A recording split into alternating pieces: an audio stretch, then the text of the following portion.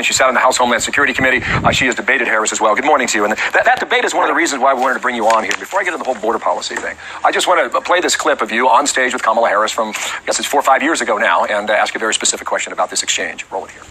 Senator Harris says she's proud of her record as a prosecutor, but she put over 1,500 people in jail for marijuana violations and then laughed about it when she was asked if she ever smoked marijuana. I am proud of that work, and I am proud of making a decision to not just give fancy speeches or be in a legislative body and give speeches on the floor, but actually doing the work. The bottom line is, Senator Harris, when you were in a position to make a difference and an impact in these people's lives, you did not. And the people who suffered under your reign as prosecutor, you owe them an apology. So that was quite the moment, July of 2019. You gave an interview to the AP saying all you had to do was Google that information. Yeah. And that you were surprised that her comeback was not more effective. What do you mean by that?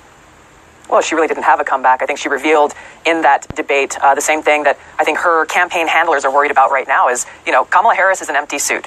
They are trying to create this new version of Kamala Harris to match what their pollsters are telling them so she can say whatever she needs to say to try to win over voters, which is the most offensive thing, I think, because they think we're so stupid as to forget what her record actually is. And so, in 2019, very simply, I confronted her with her hypocrisy, how what she said was very different than what she actually did. And she had no answer for it. She had no explanation. She didn't even try to own or justify what her actions were. And that's going to be the key thing here for voters as we head into this election is, Kamala Harris will say whatever she thinks she needs to say. We have to pay attention to her actions because on every single major issue, you will see that same kind of hypocrisy that I pointed out in 2019 where she'll say one thing, but her record tells a very, very different story. Well, she's got 3.5 weeks to straighten it out because that's when the debate is on September 10th. Here's another issue that you're talking about here, Axios. When she was running for president in 2019, she was for decriminalizing illegal border crossings. No more, she has backed off. And that's just one of the issues now, okay?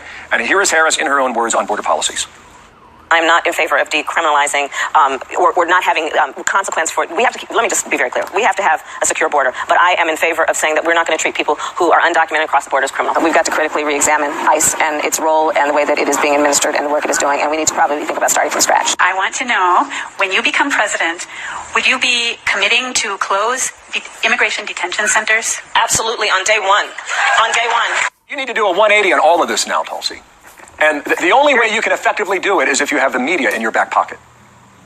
Which she does. She has the mainstream propaganda media helping her, collaborating with her. Frankly, they should be reported for these in-kind contributions they are making to her campaign because they are doing her work for her. They're trying to claim that she was not the border czar after all, even though there are many, many clips of them saying, well, she was in fact the border czar. I think, so many of those clips she may try to say, oh, well, that was back then, that was back in 2019. The problem that she has to reckon with is the fact that her actions, her positions, and lack of action, and failures for that matter, as vice president, match very directly with what she was saying in 2019. She really does believe in open borders. They really do believe in allowing millions of illegal immigrants to come across our borders, flood our communities.